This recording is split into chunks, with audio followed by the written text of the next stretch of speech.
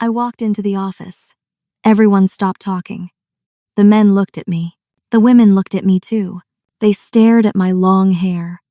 They stared at my bright eyes. They stared at my face.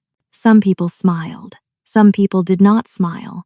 They all said the same thing. You are so beautiful. You are so lucky. But I did not feel lucky. I felt alone. My name is Aurora. I am 25 years old. I finished university 3 years ago. I studied very hard. I got the best grades in my class. My teachers said I was smart. They said I had a good brain. I wanted to work in marketing. I wanted to make good plans. I wanted to help companies grow. So I got this job. I work at a big marketing company. The office is in a tall building. The walls are white. The desks are clean. Everything looks expensive. I thought this job was my dream, but I was wrong. My boss is Mr. Vincent. He is 50 years old. He wears expensive suits. He has gray hair. He smiles a lot, but his smile is not kind. He is not a good man. Mr. Vincent does not give me real work. I do not make marketing plans. I do not talk to clients. I do not write reports. What do? I greet guests at the door. I make coffee. I stand next to Mr. Vincent at parties. That is all. He says I make the company look good. He says my face helps the business. I wanted to do more. I had ideas. Good ideas. Smart ideas. So I wrote them down. I made a plan for a new product. It was a very good plan. I put it on Mr. Vincent's desk.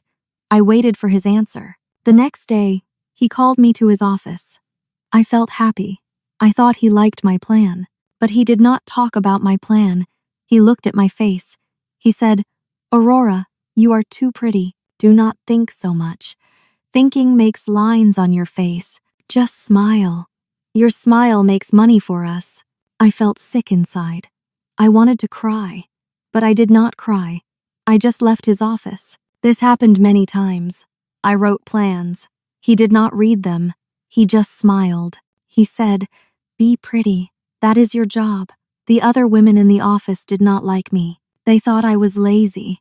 They thought I did not work hard. They did not know the truth. They did not talk to me. I ate lunch alone. I worked alone. I was so lonely, but I had a reason to keep trying. My mother needed me. She lived far away. She had a small business. The business failed. Now she had big debts. Bad people wanted their money. They called her every day. They scared her. I needed to help her. I needed money. I needed this job. My mother always told me something important. She said, "Aurora, you have a beautiful face. That is nice. But do not use only your face. Use your brain. Your brain is stronger than your beauty." I wanted to make her proud. I wanted to show everyone I was smart. One day, something changed. A big company wanted our help. They had a lot of money. They wanted new ideas. This was a very big project. Everyone in the office talked about it. Mr. Vincent wanted this project very much. He said, "This project will make us rich." I saw my chance. I worked every night at home. I did not sleep much. I read many books. I studied the big company. I made the best plan I could make. The plan was perfect. I knew it was good. I printed my plan.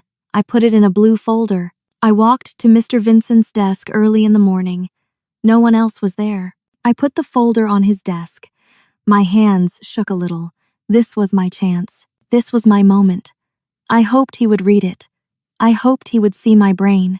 I hoped he would see I was more than a pretty face. Maybe he would finally understand. Maybe everything would change. I walked back to my desk. I waited. 2 days passed. Mr. Vincent called me to his office. I walked in. He sat at his desk. My blue folder was open in front of him. My plan was there. He read it. I saw his eyes move across the pages. He closed the folder. He looked at me, but he did not smile like a happy boss. He smiled in a different way. His eyes were strange. They made me feel cold inside. "Aurora," he said, "sit down." I sat down. I waited. I wanted to hear good words.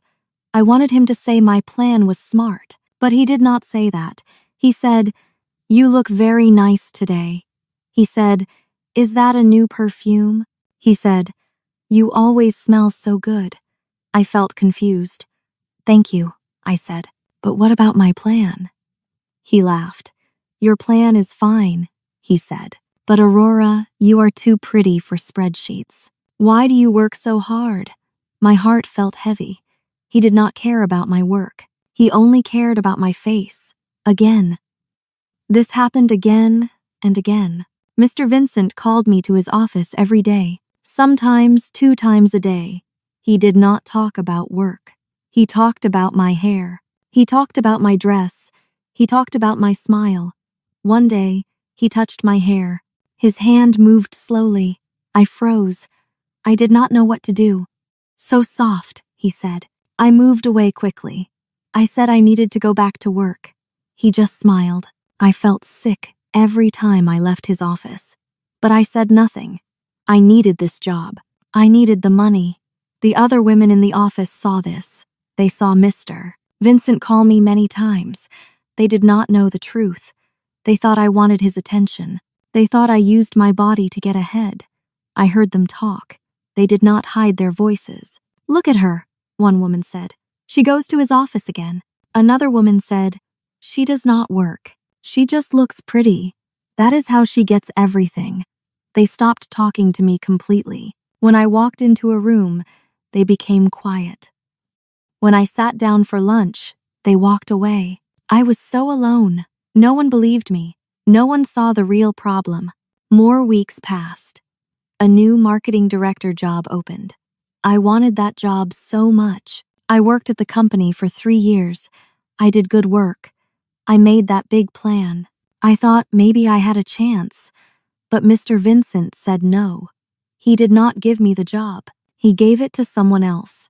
A man who did not work as hard as me. I went to his office. "Why?" I asked. "Why not me?" He looked at me. He smiled, his cold smile. "Aurora," he said, "you want success fast? You are young. You have things other people do not have. Why not use them?" I understood his words. He wanted me to use my body, not my brain. I felt so angry, but I stayed quiet. I left his office. That night, my phone rang. It was my mother. She cried on the phone. "Aurora," she said, "the bad men came to the house today. They said I must pay now. They said they will take the house. They said they will hurt me. I am so scared." My mother needed $50,000. I did not have that money. I only had $2,000 in my bank. What could I do? The next morning, Mr. Vincent called me again. I walked into his office. He smiled very big. "Aurora," he said, "sit down. I want to talk to you about something important." I sat down. I felt very tired, very afraid. He put a paper on the desk. It was information about my mother, about her debts, about the bad men.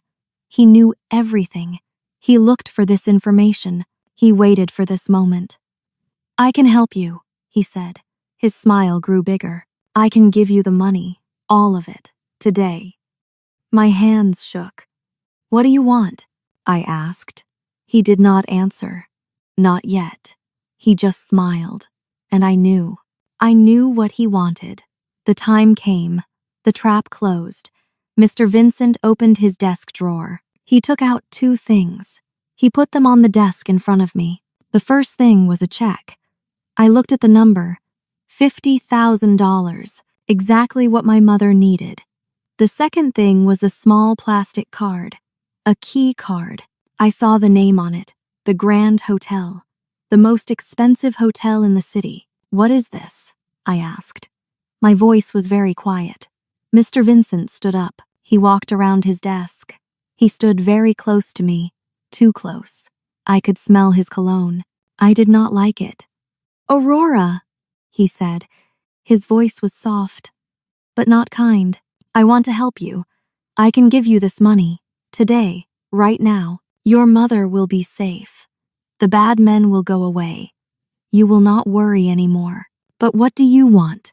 I asked again. He picked up the hotel key card. He held it in front of my face. Be mine, he said. Just be mine. I will give you everything. Money, nice things, a good life. You do not need to work hard. You do not need to think. Just be beautiful for me. That is all. I understood. He wanted me to be his secret woman. He wanted to own me, like a painting, like an expensive thing he could keep. My stomach felt sick. I wanted to run away. I wanted to scream. All my life, people looked at my face. They said I was lucky. They said my beauty was a gift. But now my beauty was a curse. This man thought he could buy me because I was pretty. My hand moved up. I wanted to hit him. I wanted to slap his face hard. But I stopped. I thought about my mother.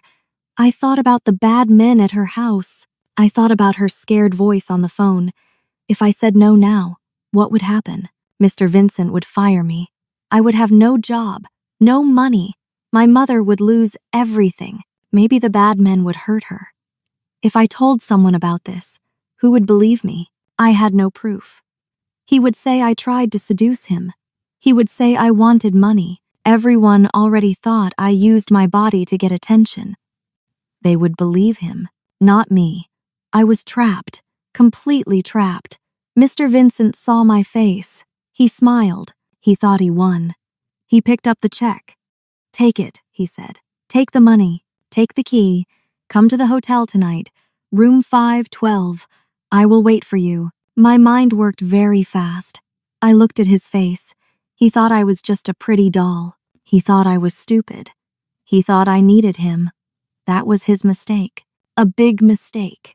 An idea came to me. A dangerous idea. But maybe it could work. I looked down. I made my voice soft and shy. You will really help my mother? I asked. Yes, he said. I promise. I always take care of my special girls. Special girls. He had others before me. I felt even more sick, but I did not show it. I looked up at him. I made my eyes soft. I smiled. But inside, my heart was ice, cold and hard. Okay, I said. I took the key card from his hand. I will come. His smile grew very big. He touched my face. I did not move. I let him. Good girl, he said. Wear something nice, something beautiful. For me. Yes, I said. I will. He gave me the check too. See? He said. I am a good man. I help you. Now you help me. I put the check and the key in my bag. I stood up. Thank you, I said. My voice was sweet like honey, but my mind was like steel. Tonight, he said. Do not be late. I will not be late, I said. I walked to the door. I opened it. I looked back at him one more time. He stood there. He looked so happy, so proud. He thought he caught me, but he was wrong. So wrong. I walked out. I closed the door behind me. I walked through the office. The other women watched me. They whispered. They thought bad things about me. Let them think that. Soon they would know the truth. I went to the bathroom. I locked the door. I looked in the mirror. My face looked back at me. My beautiful face. The face that caused all this trouble. But I smiled. Not a sweet smile. A cold smile.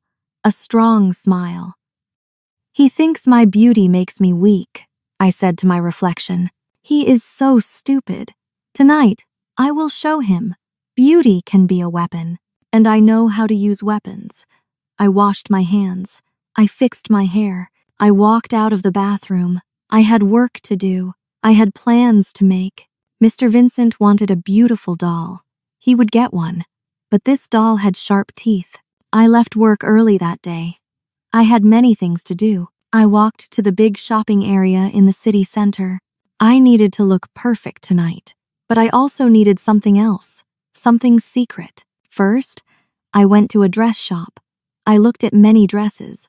I found one. It was red. It was beautiful. It was exactly what Mr. Vincent wanted to see. The shopwoman smiled. You will look amazing, she said. I bought the dress, but I did not go home. I walked to another shop, a small shop on a quiet street. The window was dark.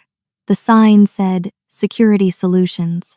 This was a spy shop. I went inside. A man sat behind the counter. He was old. He had gray hair and glasses. Can I help you? He asked. I need a camera, I said.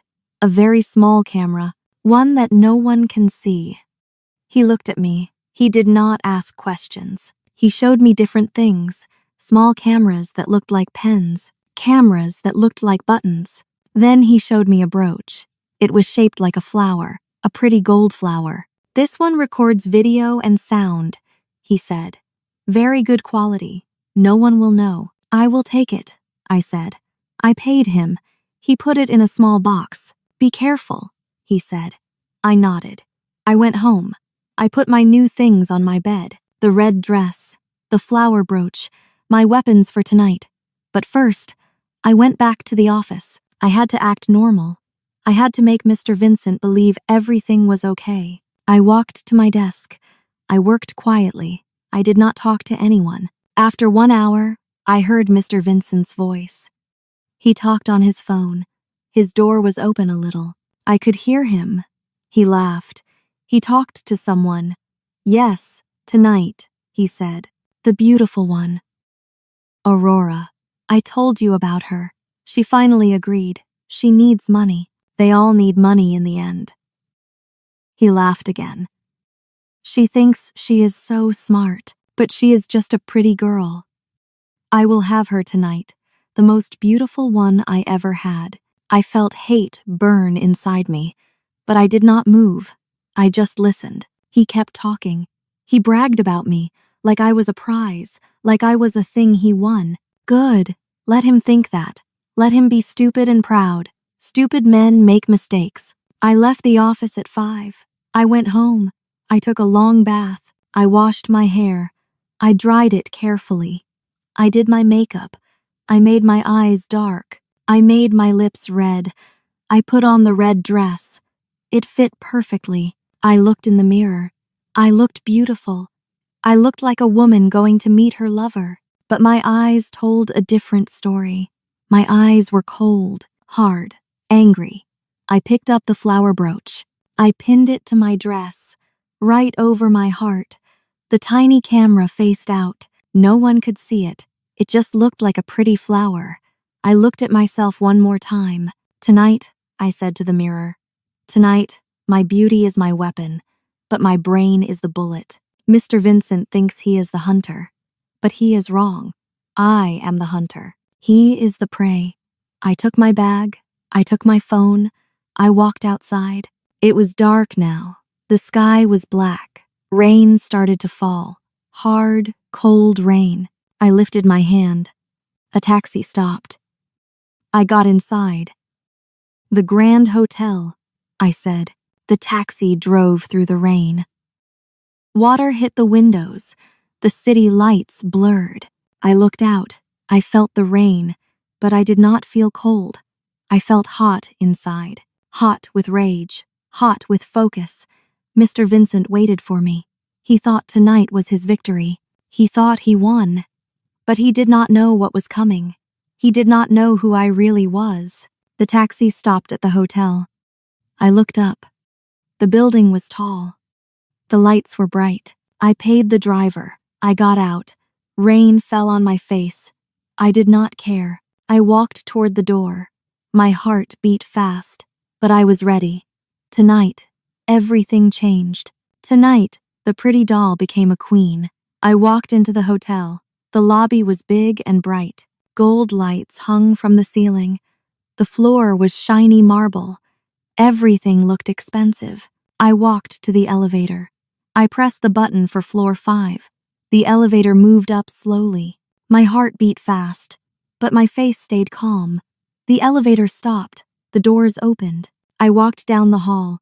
Room 512. I found it. I took out the keycard. I opened the door. Mr. Vincent was inside. He stood by the window. He wore a dark suit. He turned around.